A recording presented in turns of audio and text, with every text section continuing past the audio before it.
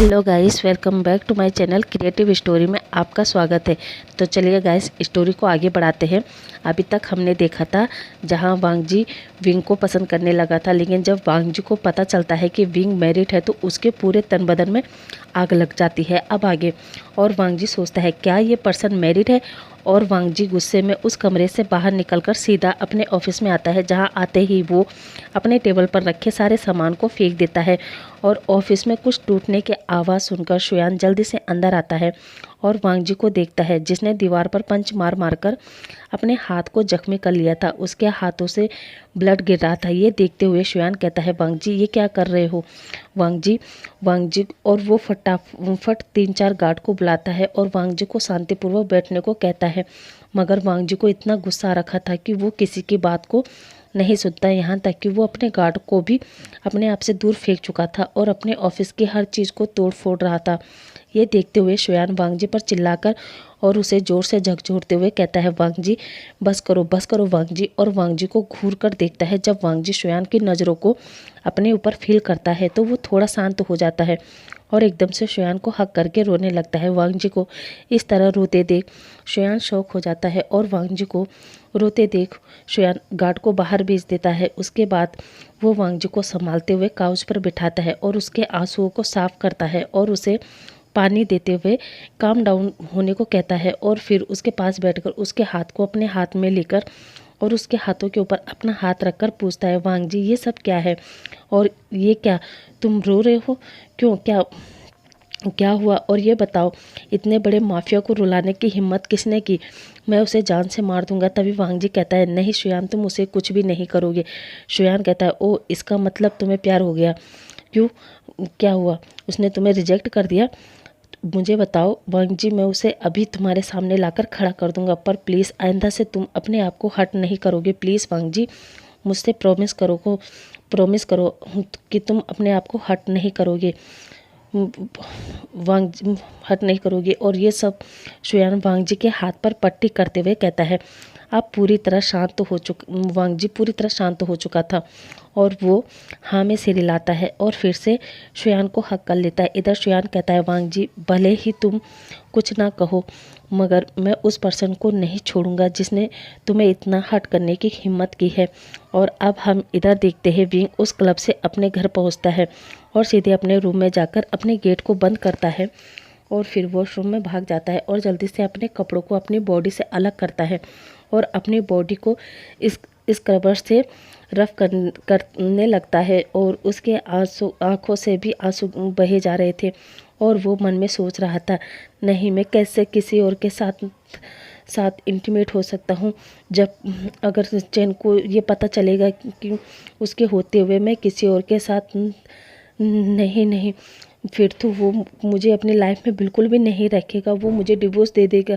नहीं विंग, मैं ये क्या सोच रहा हूँ? ऐसा नहीं हो सकता विंग, ऐसा नहीं हो सकता।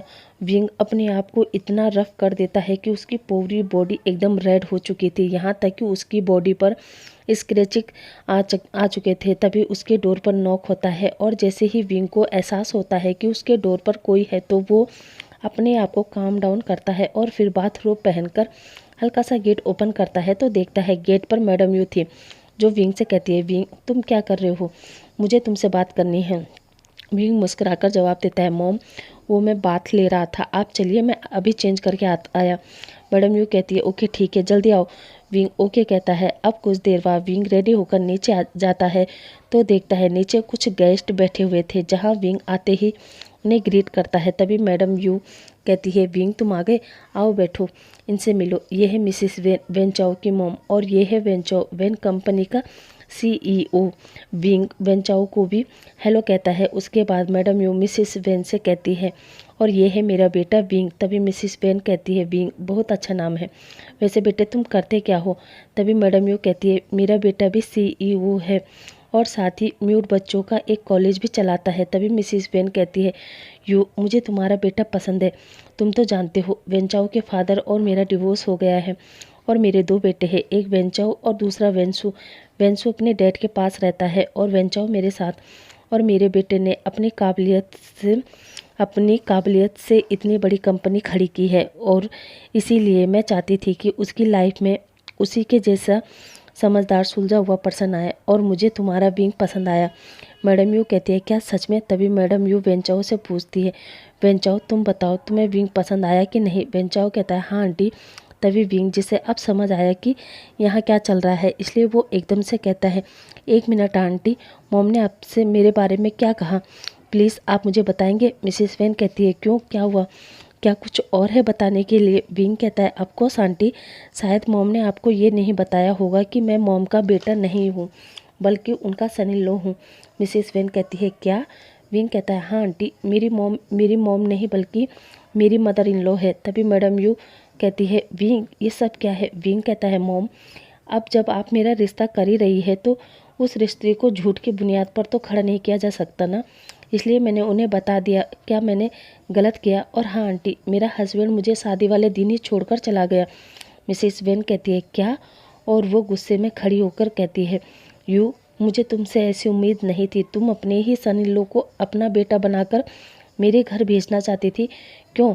इसका मतलब तुम्हारे इस बेटे में कोई खोट होगा ना, जो तुम्हारा खुद का बेटा इसे छोड़कर चला गया। तभी मिसेस वेन कहती है वेन जाओ, चलो यहाँ से, हमें एक मिनट भी यहाँ नहीं रुकना है। और वो वेंचाओ का हाथ पकड़कर जियान मेंशन से बाहर निकल जाती है। इधर विंग भी अपने कमरे में जाने लगता है मगर तभी मैडम यू गुस्से में कहती है विंग रुको। विंग रुक जाता है। अब मैडम यू पलटती है और विंग को एक थप्पड़ मारते हुए कहती है ये सब क्या था और तुम कब तक हमारे घर में पड़े रहोगे? तुम्हारी वजह से मेरा बेटा हमें छोड़कर चला गया। ये कम था कि अब तुम मेरे सर पर बैठकर बार बार मुझे याद दिलाओ कि वो तुम ही हो जिसकी वजह से मेरा बेटा अपने मॉम डैड को छोड़कर पता नहीं कहाँ चला गया। मैंने आज तक तुम्हें नहीं बताया मगर जब से तुम मेरे घर में आए हो तब से लेकर अब तक तुम्हारी शक्ल देखकर हमेशा मुझे अपने आप पर गुस्सा आता है कि क्यों मैंने अपने चैन को फोर्स किया तुम्हारे साथ मैरिज करने के लिए। अरे मेरा बेटा बार बार मुझसे कह रहा था मॉम मैं बीइंग को पसंद नहीं करता, मैं उसे प्यार नहीं करता, मगर फिर भी मैंने तुम्हारी मॉम से वादा निभाने के लिए अपने बेटे को तुम्हारे साथ बांधा, जबकि मैं ये जानती थी कि वो जिद्दी है, वो तुम्हारे साथ खुश नहीं रहेगा। उसके बावजूद भी उसने मेरी खुशी के लिए तुमसे मैरिज की, तुम्हें इस घर में लाया और खुद यहाँ से कहीं चला गया। और मेरे बेटे के घर छोड़ने का कारण भी तुम हो बीइंग, तुम। और इसलिए मैं तुम्हें घर से विदा करके निकालना चाहती थी मगर लगता है तुम ऐसे नहीं जाओगे, इसलिए अब मुझे वही करना होगा जो मैंने सोचा नहीं था। इसलिए बीइंग अब बहुत हो गया और अब तुम मेरे घर में नहीं रह सकते। चलो निकलो मेरे घर से अभी। Get out being, get out. Being मैं तुमसे नफरत करती हूँ। हाँ मैं नफरत हूँ, हाँ नफरत। ये सुनकर बीइंग तो पूरी तरह टूट चुका था। उसे समझ ही नहीं आ रहा था कि वो क्या सुन रहा है। तभी मैडम यू विंग का हाथ पकड़ती है और घर से बाहर ले जाने लगती है। इधर तब तक जियान फेमियान जो मार्केट गए हुए थे वो भी घर आ चुका था और वो मैडम यू को रोकते हुए कहता है यू ये तुम क्या कह रही हो और विंग को ऐसे कहाँ ले जा रही हो? मैडम यू इतनी गुस्से में लग रही थी कि वो जियान फेमियान को अपना हाथ दिखाकर रुकने को कहती है। वहीं विंग इधर मैडम यू से गिड़गिड़ाते हुए कह रहा था मॉम ये आप क्या कह रही है और आप मुझे कहाँ ले जा रही है? इधर पीछे पीछे जियान फेमियान भी यूँ करते करते आ रहा था। तभी मैडम यू विंग को घर से बाहर फेंक कर उसके मुंह पर दरवाज़ा बंद कर देती है और अब दरवाजे से लगकर रोते हुए गेट पर ही बैठ जाती है। मैडम यू को इस हालत में देखकर जियान फेमियान कहता है यू ये सब क्या है? इधर बाहर से विंग दरवाज़ा पीटते जा रहा था और मोम मोम चिल्लाए जा रहा था। इधर काफ़ी देर तक विंग मोम मोम कर रहा था। उसके बाद वो रुक जाता है और फिर 2-3 घंटे तक वो दरवाजे पर ही बैठा रहता है मगर मैडम यू गेट ओपन ही नहीं करती।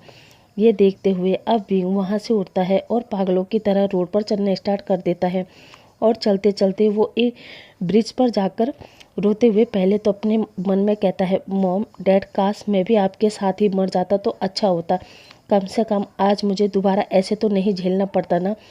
मॉम आपको पता है मॉम मुझसे नफरत करती है क्योंकि मेरी वजह से जियान चैन घर छोड़कर चला गया और आज उन्होंने मुझे भी घर से बाहर निकाल दिया। अब मैं जीकर क्या करूँगा? वैसे भी अब मेरे पास कुछ नहीं है, ना ही मेरे मॉम डैड, ना ही घर, ना ही हस्बैंड और ना ही मेरी इज्जत। अब मैं जीकर क्या करूँगा?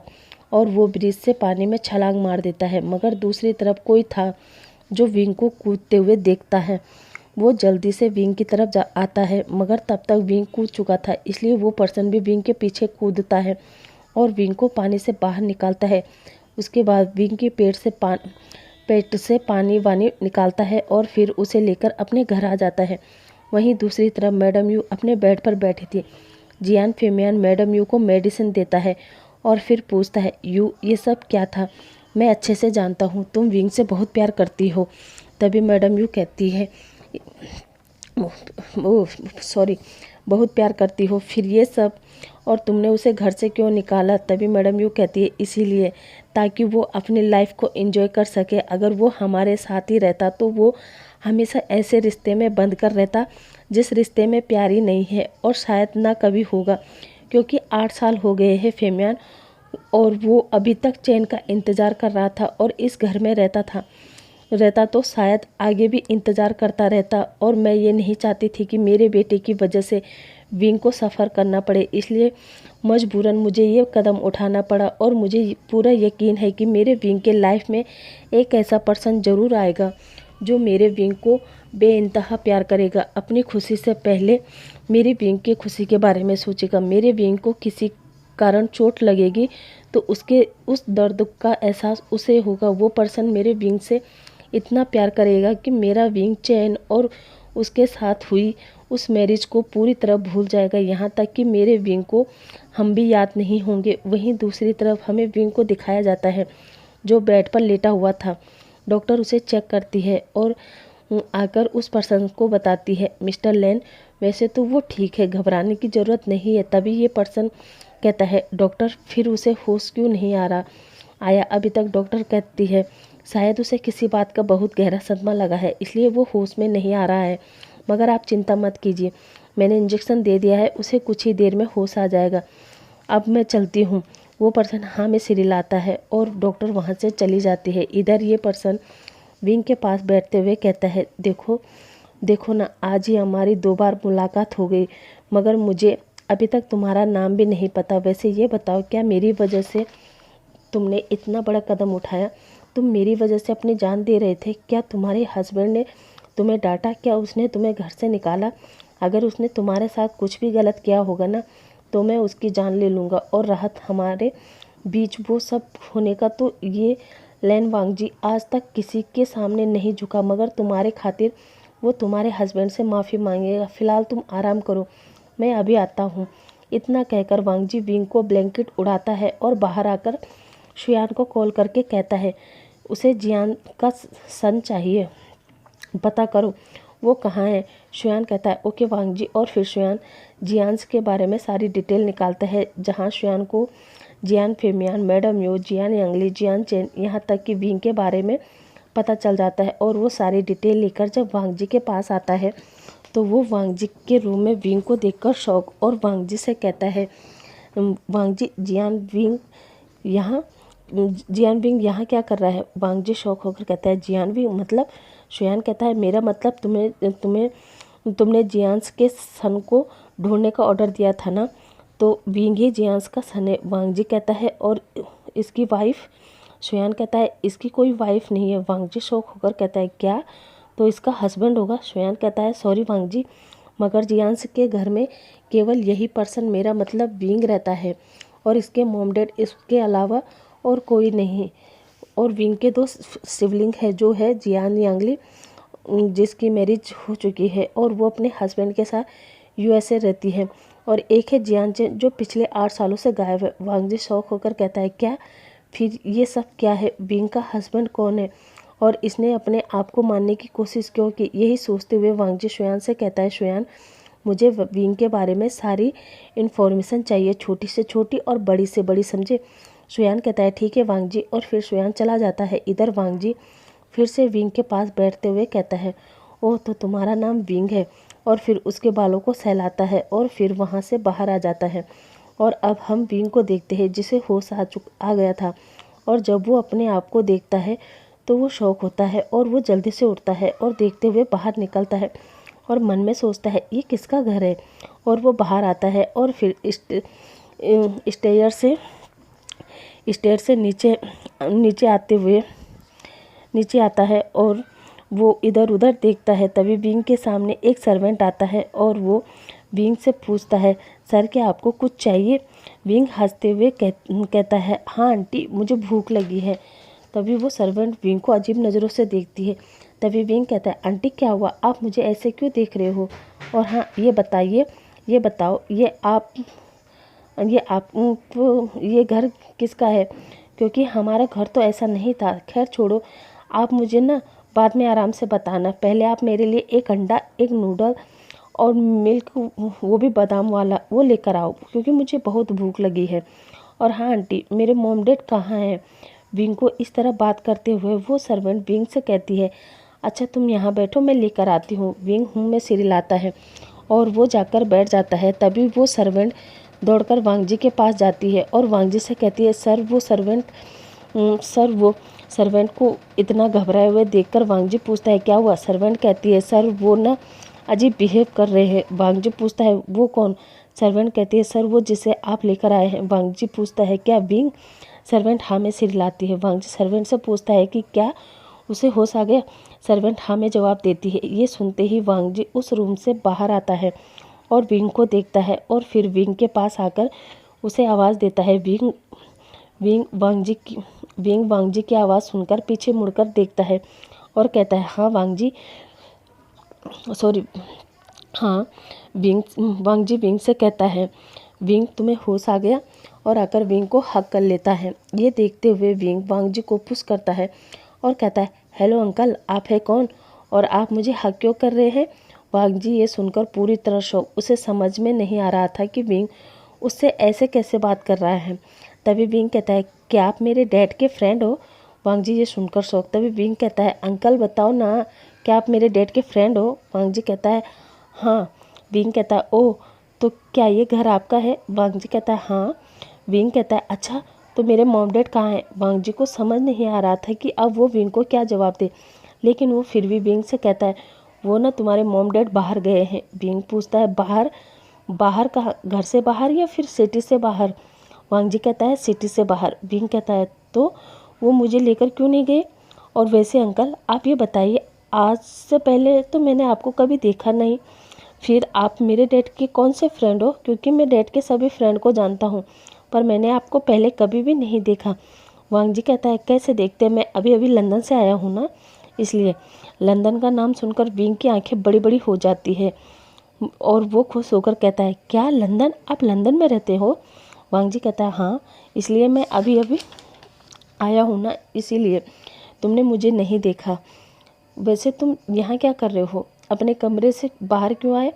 विंग कहता है, वो क्या है ना, जब मैं सोकर उठा ना, तो मुझे पता चला, मुझे तो बहुत भूख लगी है और फिर मैं आपका इतना बड़ा घर देखकर डर गया। लेकिन जब मैं नीचे आया तो मुझे आंटी मिली। उन्होंने मुझे पूछा कि तुम्हें क्या चाहिए, इसलिए मैंने कह दिया मैं दूध पीऊँगा जिसमें बादाम डाला हो और एक अंडा और साथ में नूडल्स। वांग जी कहता है, ओह, तो क्या ये तुम्हारे फेवरेट है? विंग कहता है, हाँ।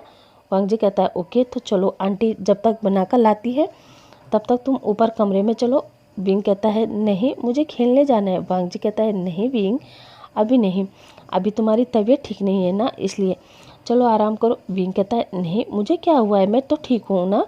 वांग जी कहता है, नहीं विंग, वो कल तुम्हें फीवर था ना, इसलिए चलो जल्दी से आराम करो। विंग कहता है, ठीक है अंकल, और फिर वो ऊपर जाने लगता है। वांग जी भी उसके पीछे जाता है और फिर विंग को लेटाकर उसे ब्लैंकेट वगैरह उड़ाकर विंग से कहता है, मैं अभी आता हूँ। विंग हाँ में सिर हिलाता है। इधर वांग जी विंग से थोड़ा दूर जाकर डॉक्टर को कॉल करता है, वापस से मेंशन में बुलाता है, जहाँ डॉक्टर भी जल्दी से लैंड मेंशन पहुँचती है और फिर वांग जी डॉक्टर से विंग का चेकअप करवाता है और फिर डॉक्टर को बताता है, विंग को कोई इंजरी वगैरह भी नहीं हुई है। फिर ये किस तरह बात कर रहा है, लगता है जैसे वो 5 या फिर 6 साल का बच्चा बन गया हो।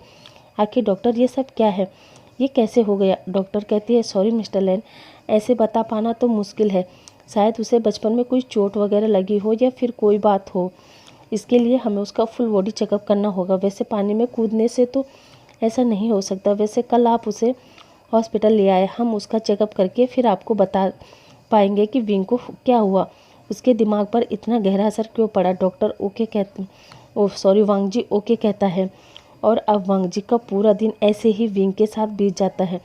अब शाम को विंग स्टेयर्स पर बैठा था और नज़र उसकी गेट पर लगी हुई थी। तभी वांग जी देखता है और विंग के पास आकर कहता है, विंग क्या हुआ?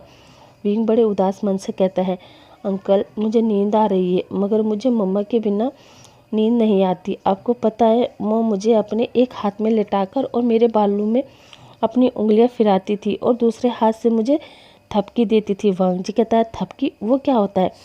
विंग कहता है, थपकी मतलब टैप टैप करना, वो करके और मुझे कहानी सुनाती थी और फिर कहानी सुनाते सुनाते मुझे नींद आ जाती थी। मगर आज तो मम्मा नहीं है, फिर मुझे कौन सुलाएगा? ये सुनकर वांग जी थोड़ा सा चुप हो जाता है और सोचने लगता है, कल तक की बात होती तो तुम खुद ही सो जाते, मगर अब जब पता है तुम मैरिड हो तो साथ ही ये कि तुम्हारी याददाश्त चली गई है। अगर मैं तुम्हें सुलाऊंगा और अचानक तुम्हारी याददाश्त आ गई तो तुम पता नहीं कैसे रिएक्ट करोगे। तभी विंग कहता है, अंकल मम्मा कब आएगी? वांग जी कहता है, विंग वो बहुत जल्द आ जाएंगी, तब तक तुम चलो, तुम सो जाओ। विंग कहता है, पर अंकल मुझे मम्मा के बिना नींद नहीं आती। वांग जी कहता है, चलो कोशिश तो करो, नींद आ जाएगी। और फिर वांग जी विंग को लिटा देता है और उसके साइड में बैठकर विंग के बालों में अपनी फिंगर से सहलाने लगता है और दूसरे हाथ से टेप टेप करता है। जो देखते हुए विंग कहता है, अंकल कोई स्टोरी सुनाओ ना।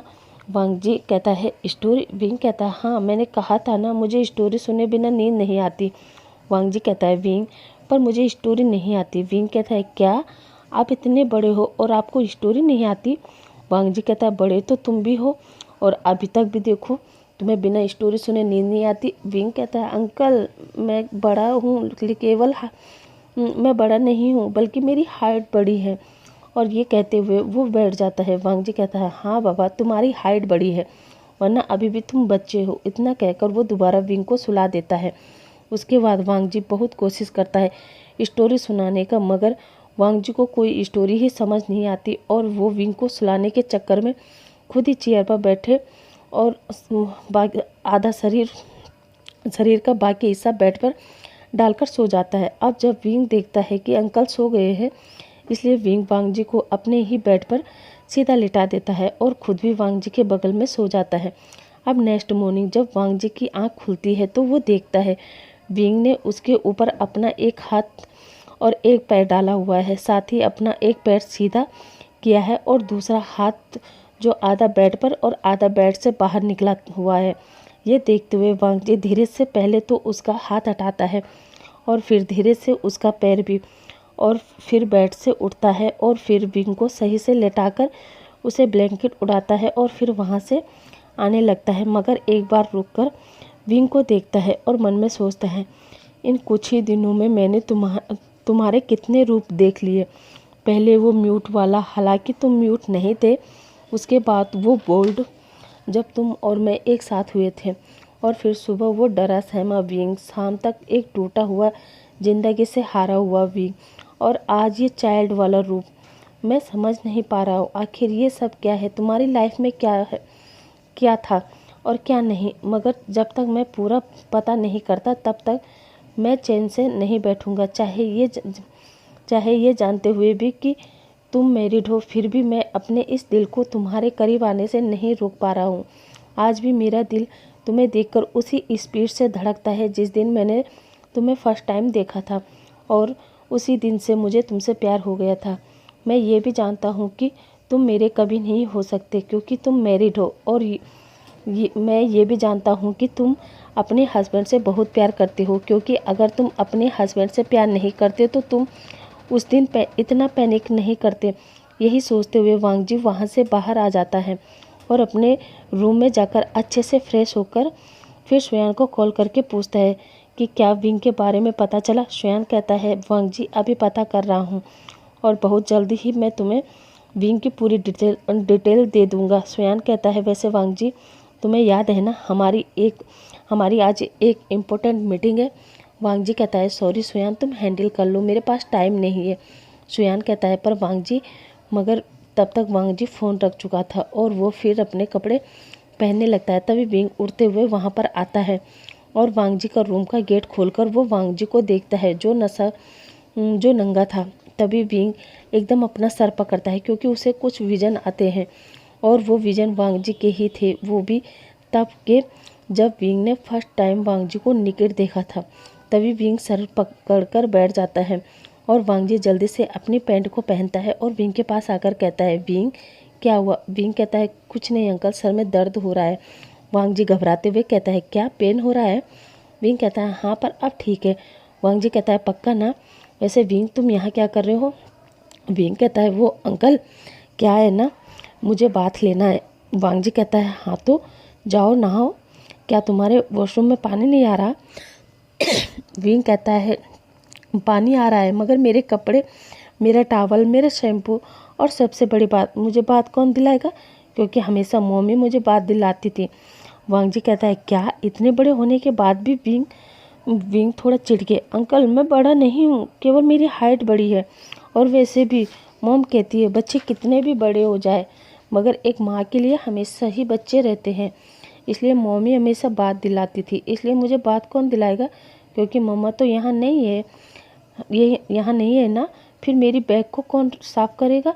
क्योंकि वहाँ मेरे हाथ नहीं पहुँचते ना। वांग जी कहता है, ओके चलो मैं तुम्हें बात दिला देता हूँ। विंग कहता है, ठीक है, पर मेरे कपड़े, मेरा टॉवल, मेरा शैम्पू? वांग जी कहता है, वो मैंने तुम्हारा बैग पता नहीं कहाँ रखा है, रख दिया। ऐसा करो, तुम अभी मेरा सारा सामान यूज कर लो, फिर हम थोड़ी देर में मार्केट जाएंगे ना, तो तुम्हारे लिए सारा सामान खरीद कर ले आएंगे, ठीक है ना? विंग कहता है, सच्ची? वांग जी कहता है, मुझे। विंग कहता है, फिर ठीक है चलो। और फिर वांग जी विंग को अपने ही वॉशरूम में भेज देता है, और जब विंग वॉशरूम में चला जाता है उसके बाद वो अपनी शर्ट और पैंट निकाल देता है, केवल अंडरवियर में खड़ा रहता है। वहीं वांग जी अपनी शर्ट को वेयर करता है और विंग के लिए अपने ही कुछ कपड़े निकालता है, अपना टॉवल लेता है और वॉशरूम में चला जाता है। और जब वांग जी अंदर जाता है और विंग को देखता है ना, तो उसकी पूरी बॉडी में एक सेंसेशन, अलग ही सेंसेशन पैदा हो जाती है, क्योंकि विंग निकिट होकर शावर के नीचे खड़ा था और ऊपर से पानी गिर रहा था। इधर वांग जी विंग को देखकर अपना सलाइवा गटक ही रहा था। तभी विंग कहता है, अंकल आप वहाँ खड़े खड़े क्या देख रहे हो? जल्दी आए ना, मुझे ठंड लग रही है। वांग जी कहता है, ठंड? और फिर जल्दी से आकर वांग जी पानी चेक करता है तो सच में पानी ठंडा था। वांग जी कहता है, विंग तुम ठंडे पानी से नहा रहे हो? विंग कहता है, मैं क्या करूं अंकल, आपके वॉशरूम में ठंडा पानी ही आ रहा है। वांग जी कहता है, विंग तुमने गलत शावर ऑन किया है, ये है नॉर्मल शावर का बटन।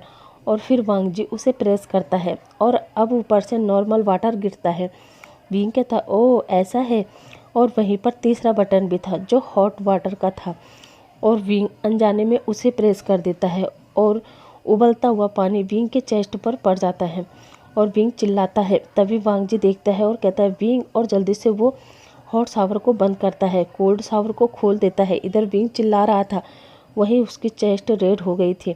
विंग कहता है, अंकल मैं जल गया, मुझे बहुत जलन हो रही है। उसके बाद वांग जी शावर बंद करता है और विंग को टॉवल देता है। उसके बाद वो विंग को एक हाफ निकर पहनने को देता है और बाहर आकर विंग से कहता है, यहाँ बैठो। उसके बाद वांग जी जल्दी से मेडिसिन बॉक्स निकालता है और फिर उसमें से ट्यूब निकालता है और विंग के पास आकर उसे लगाने लगता है। मगर हमारे विंग को डर लग रहा था, उसे लगा अगर वांग जी के हाथ से थोड़ा सा भी प्रेस हो गया तो मेरी जान निकल जाएगी, इसलिए वो पीछे पीछे होता जा रहा था।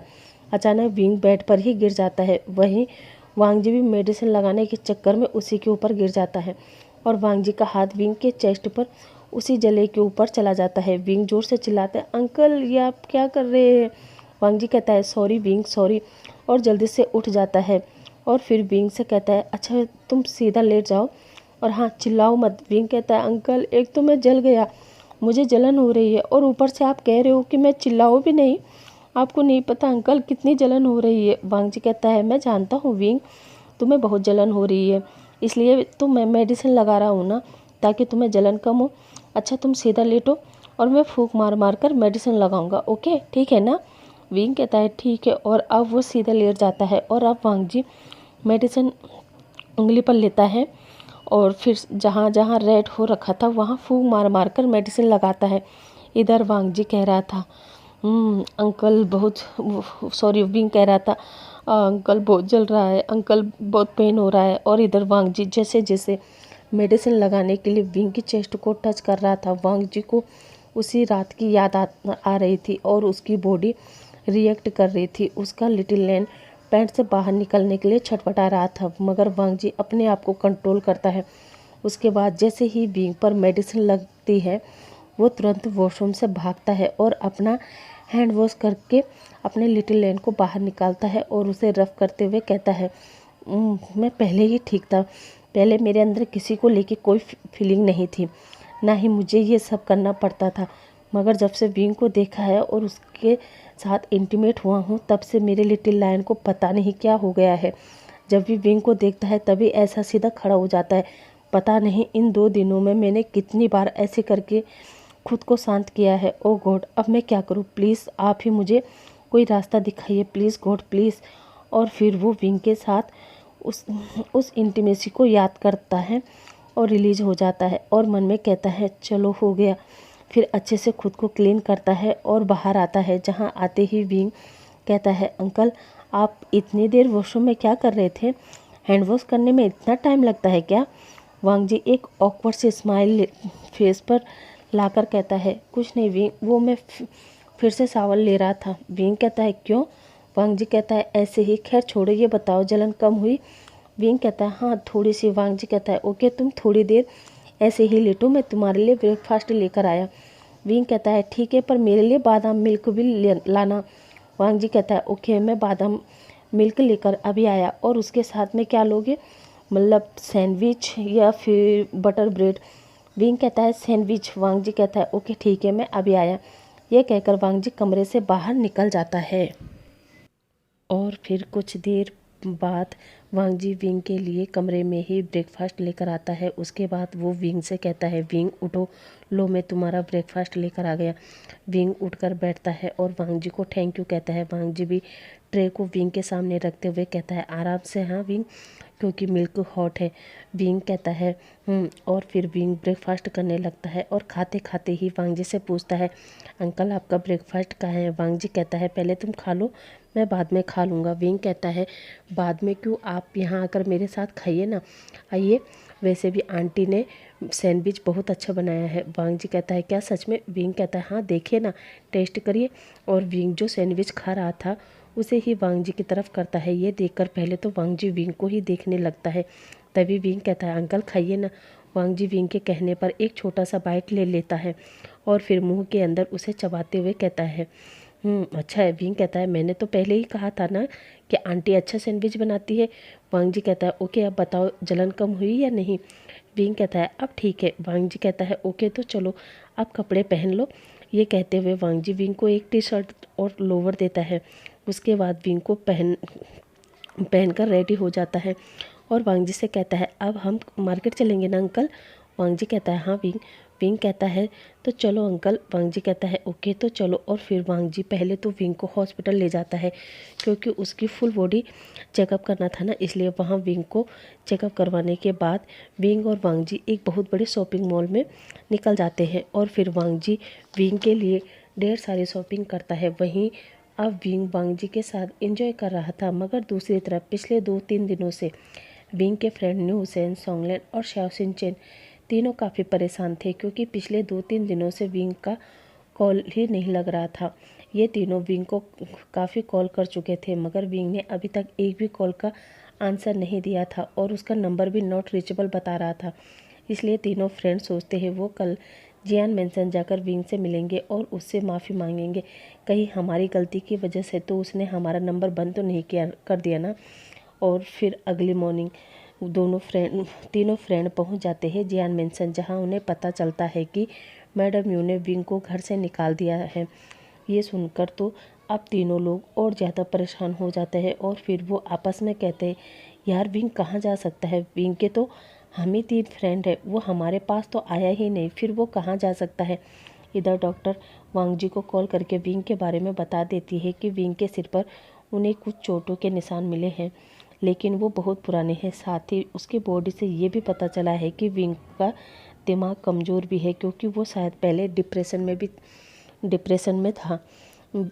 में भी था। इसलिए तुम विंग को कुछ टाइम के लिए बाहर ले जाओ, हो सकता है ना जियान फैमिली वालों ने उसे पहले टॉर्चर किया हो या फिर कुछ और अलग, अगर वो यहीं उनके आसपास रहेगा तो शायद कभी न कभी कहीं ना कहीं वो लोग आपस में टकरा ही जाएंगे, जो शायद विंग के लिए अच्छा नहीं होगा। इसलिए मेरी मानो तो तुम विंग को कुछ टाइम के लिए चाइना से बाहर ले जाओ।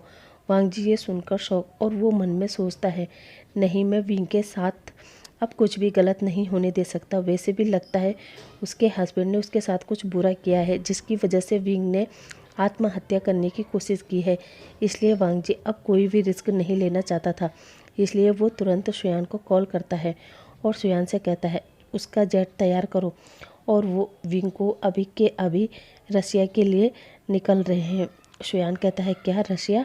वांग जी कहता है हाँ रसिया, और हाँ जैक्सन से कांटेक्ट करना और उससे कहना वो रशिया में किसी ब्यूटीफुल प्लेस पर 1 या 2 महीने का टूर प्लान करे। शुयान कहता है क्या वांग जी तुम टूर पर जा रहे हो? वांग जी कहता है हाँ शुयान। शुयान कहता है फिर यहाँ का काम? वांग जी कहता है तुम संभालो और मैं जैक्सन के साथ काम देखता हूँ। शुयान कहता है ओके वांग जी। वांग जी कहता है ठीक है। 2 घंटे बाद एयरपोर्ट पर मिलते हैं। इधर वांग जी विंग से पूछता है विंग क्या तुम ट्रिप पर चलोगे मेरे साथ? विंग कहता है क्या ट्रिप पर? कहाँ जाना है अंकल? वांग जी कहता है रशिया। विंग कहता है रसिया पर क्यों? वांग जी कहता है वहाँ एक बिजनेस ट्रिप है 1 या 2 महीने की, फिर वापस आ जाएंगे। विंग कहता है ठीक है, पर मोम डैड? वांग जी कहता है उन्हें भी वहीं बुला लेंगे। विंग कहता है ठीक है अंकल, कब जाना है? वांग जी कहता है अभी 2 घंटे के अंदर अंदर। विंग कहता है क्या 2 घंटे के अंदर अंदर? वांग जी कहता है चलो अपना सामान पैक कर लो। विंग कहता है ओके अंकल। और अब हम 2 घंटे बाद का सीन देखते हैं, जहाँ विंग और वांग जी जा चुके थे रसिया। अब नेक्स्ट मॉर्निंग हम विंग के तीनों फ्रेंड को देखते हैं, जो कि विंग की गुमशुदगी की रिपोर्ट लिखाने पुलिस स्टेशन पहुंचे हुए थे, जहां वो विंग की फ़ोटो और विंग का मोबाइल नंबर देते हुए कहते हैं कि ये हमारे दोस्त का नंबर। तभी इंस्पेक्टर कहता है 1 मिनट, ये नंबर, और फिर वो एक मोबाइल न्यूसेन सोंगलेन और शाओशिन चैन को दिखाते हैं और पूछते हैं क्या आप इस मोबाइल को पहचानते हैं? तीनों के तीनों उस मोबाइल को पहचान जाते हैं और कहते हैं हाँ सर, ये हमारे फ्रेंड का ही फ़ोन है। ये फ़ोन आपको कहाँ मिला? पुलिस वाला कहता है ये फ़ोन हमें एक डेड बॉडी के पास मिला। तीनों शॉक होते हुए कहते हैं डेड बॉडी?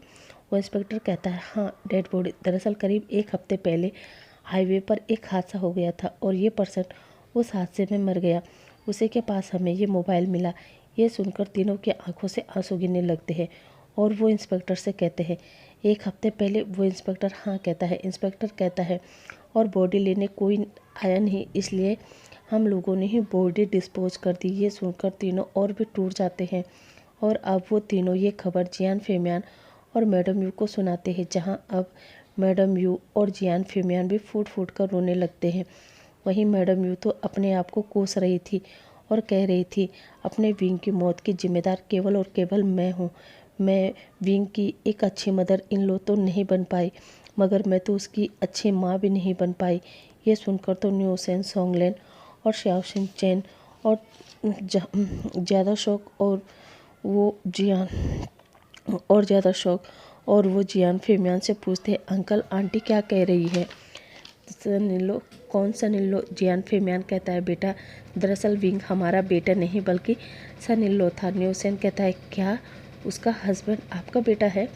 जियान फेमियान कहता है हाँ हमारा बेटा चैन, मगर वो अपनी वेडिंग नाइट वाले दिन ही विंग को छोड़कर चला गया और पिछले 8 साल से वो जियान चैन के नाम से ही जी रहा था। जियान विंग उसका नाम नहीं बल्कि जियान चैन और विवुशान था, जो चैन से शादी के बाद जियान विंग बन गया।